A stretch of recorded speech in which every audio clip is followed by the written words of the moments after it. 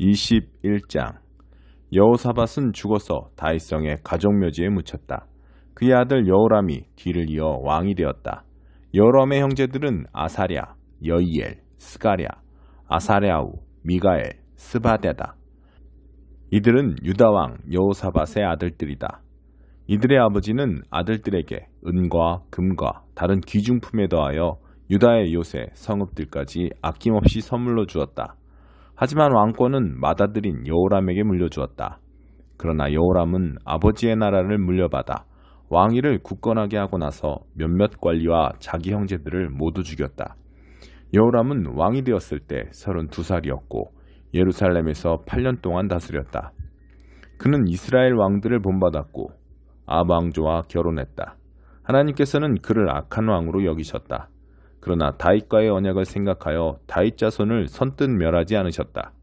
다윗과 그의 자손을 위해 등불이 계속 타오르게 하겠다고 약속하셨기 때문이다.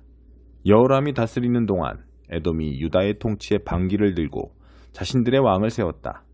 그래서 여호람은 지휘관과 전차들을 거느리고 출정했다. 에돔에게 포위되었지만 여호람은 한밤중에 전차병들과 함께 전선을 뚫고 나가서 에돔에 큰 타격을 입혔다. 에돔은 오늘까지도 계속해서 유다에 반역하고 있다. 작은 성읍인 림나도 그때 반역했다. 여호람이 하나님, 자기 조상의 하나님을 버렸으므로 하나님께서도 그를 버리신 것이다. 심지어 그는 유다 산지의 이방 종교 산당들을 지키기까지 했다. 그는 뻔뻔스럽게도 예루살렘이 하나님을 떠나게 했고 온 나라를 미혹하게 이끌었다. 하루는 예언자 엘리야가 그에게 다음과 같은 편지를 보냈다. 하나님, 왕의 조상 다윗의 하나님의 메시지입니다.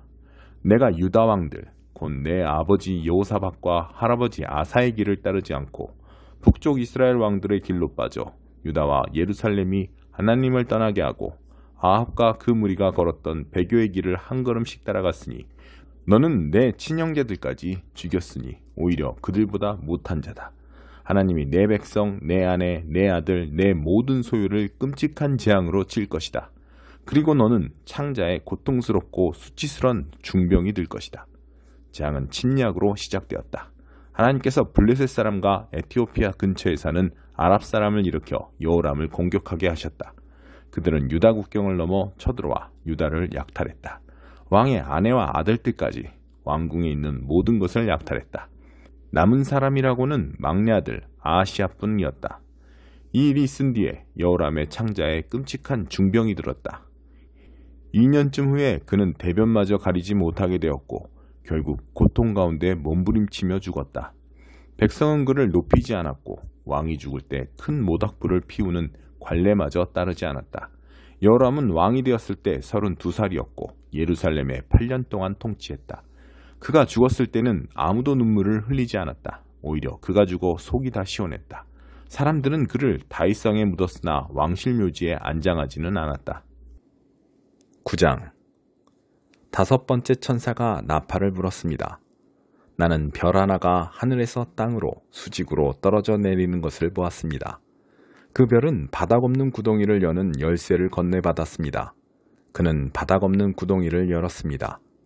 그러자 그 구덩이에서 연기가 쏟아져 나왔고 쉴 새 없이 쏟아져 나오는 그 연기로 해와 공중이 어두워졌습니다.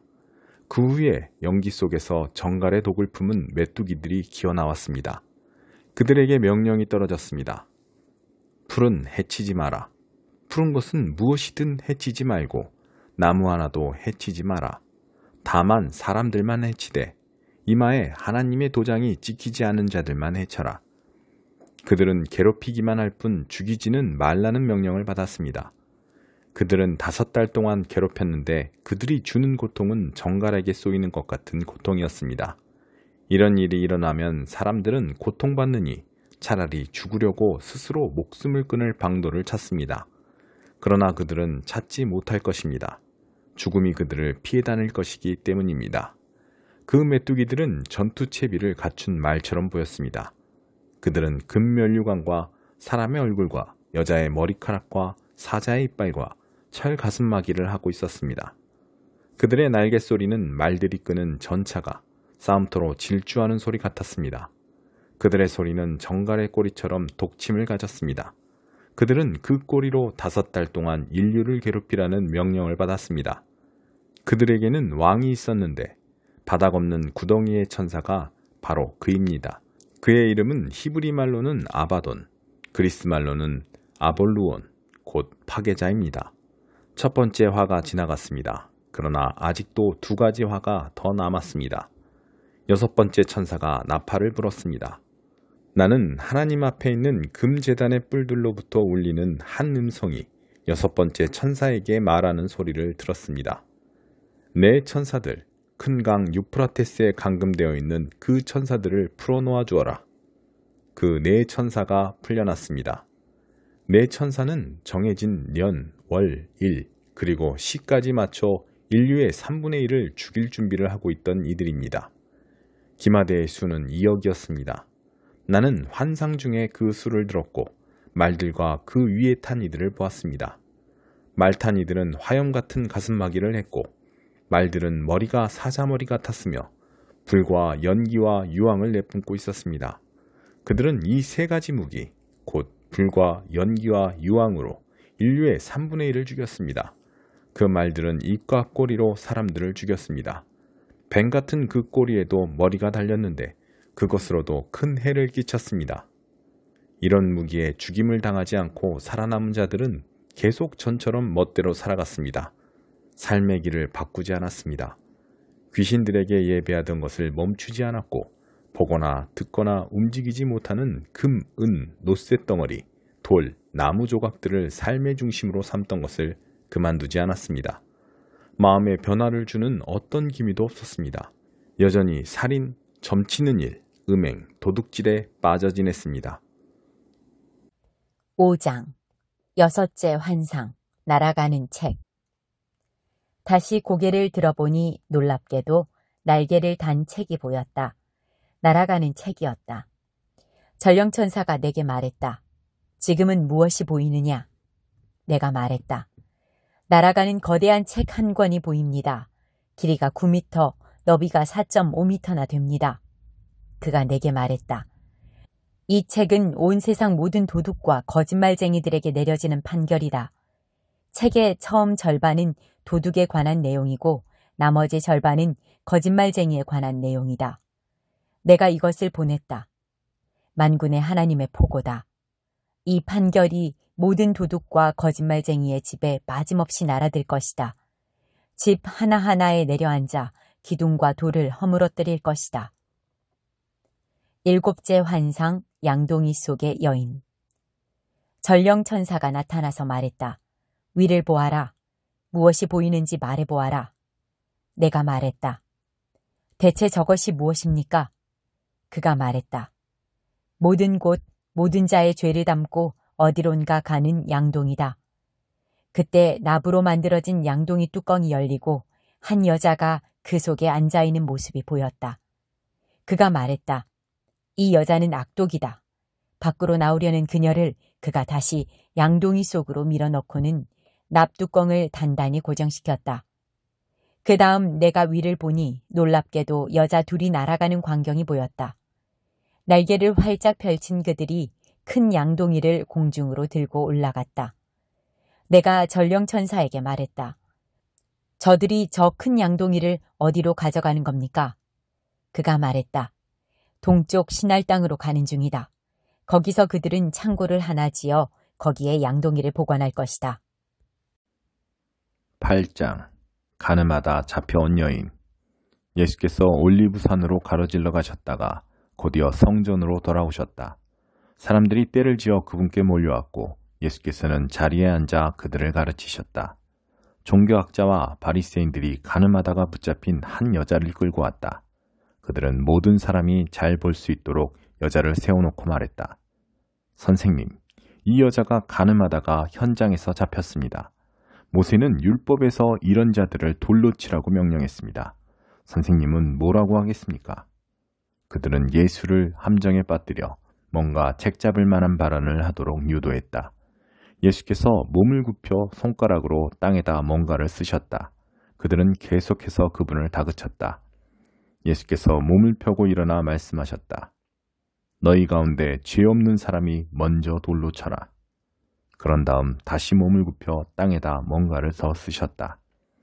사람들이 이 말을 듣고는 가장 나이 많은 사람부터 시작해 하나 둘씩 자리를 떴다. 그 여자만 홀로 남자 예수께서 일어서서 여자에게 말씀하셨다. 여자여, 사람들이 어디 있느냐?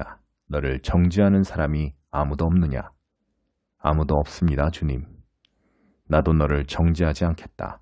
예수께서 말씀하셨다. 내 갈 길을 가거라. 이제부터는 죄를 짓지 마라. 세상의 빛. 예수께서 다시 사람들에게 말씀하셨다. 나는 세상의 빛이다. 나를 따르는 사람은 아무도 어둠 속에서 넘어지지 않는다. 나는 그에게 빛을 풍성히 주어 그 속에서 살게 한다. 바리새인들이 이 일을 제기했다. 우리가 들은 것은 당신 말이 전부요. 우리는 당신의 말보다 더한 것이 필요하오. 예수께서 대답하셨다. 너희가 들은 것이 내 말뿐이라니 너희 말이 맞다. 그러나 너희는 내 말이 참되다는 것을 믿고 의지해도 좋다.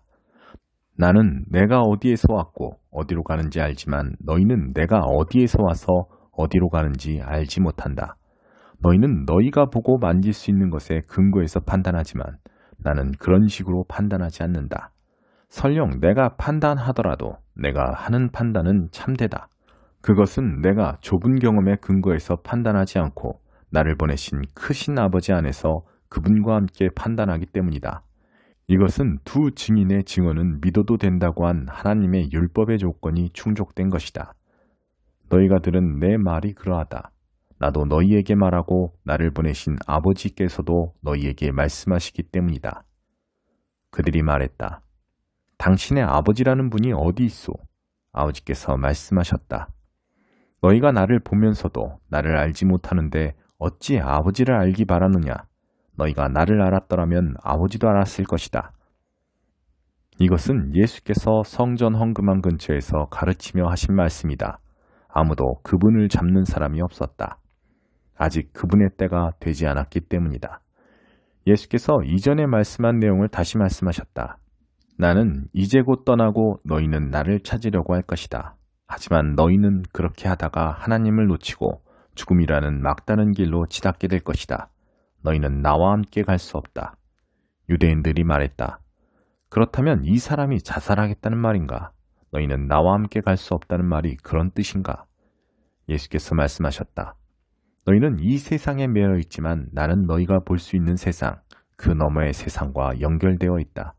너희는 눈으로 보고 손으로 만지는 육신의 차원에서 살고 있지만 나는 다른 차원에서 살고 있다. 바로 이런 이유로 내가 너희에게 너희는 하나님을 놓치고 있다고 말한 것이다. 너희는 죽음이라는 막다른 길에 있다. 내가 누구인지 말하는데도 너희가 믿지 않으면 너희는 죄로 인해 죽음이라는 막다른 길에 있는 것이다. 너희는 지금 너희 삶에서 하나님을 놓치고 있다. 그들이 예수께 말했다. 도대체 당신은 누구요? 예수께서 말씀하셨다. 내가 처음부터 말한 그대로다. 나는 너희에 대해 할 말도 많고 심판할 것도 많다. 그러나 나에게 말과 행동을 명령하신 분의 참되심을 너희가 인정하지 않으면 아무 소용이 없다. 너희는 내가 아니라 나를 보내신 분을 문제 삼고 있는 것이다. 그들은 여전히 예수께서 아버지를 두고 하신 말씀을 알아듣지도 깨닫지도 못했다. 예수께서 다시 말씀하셨다. 너희는 인자를 들어올리고 나서야 내가 누구인지 알게 될 것이다. 내가 이 말을 지어낸 것이 아니라 아버지께서 가르쳐 주신 대로 말한다는 것을 알게 될 것이다. 나를 보내신 분이 나와 함께 계신다. 그분은 나를 버려두지 않으신다. 그분을 기쁘시게 해드리는 것이 나에게 얼마나 큰 기쁨이 되는지 그분은 잘 아신다. 예수께서 이렇게 말씀하시자 많은 사람들이 믿기로 작정했다. 진리가 너희를 자유롭게 할 것이다. 그러자 예수께서 자기를 믿겠다고 한 유대인들을 향해 말씀하셨다. 너희가 내 말을 붙들고 내 말대로 살아가면 너희는 진정한 내 제자가 된다. 그러면 너희는 진리를 직접 경험하게 될 것이고 진리가 너희를 자유롭게 할 것이다. 그들이 놀라서 말했다. 하지만 우리는 아브라함의 자손입니다. 우리는 누구의 종이 되어 본 적이 없습니다. 그런데 어째서 당신은 진리가 너희를 자유롭게 할 것이다 라고 말하는 것입니까? 예수께서 말씀하셨다. 내가 너희에게 진지하게 말한다. 죄의 삶을 선택하는 사람은 누구나 막다른 골목에 갇힌 것이며 그런 사람은 사실상 종이나 다름없다. 종은 뜨내기여서 마음대로 드나들지 못하지만 아들은 지위가 확고해서 마음대로 드나든다. 그러므로 아들이 너희를 자유롭게 하면 너희는 완전히 자유롭게 될 것이다.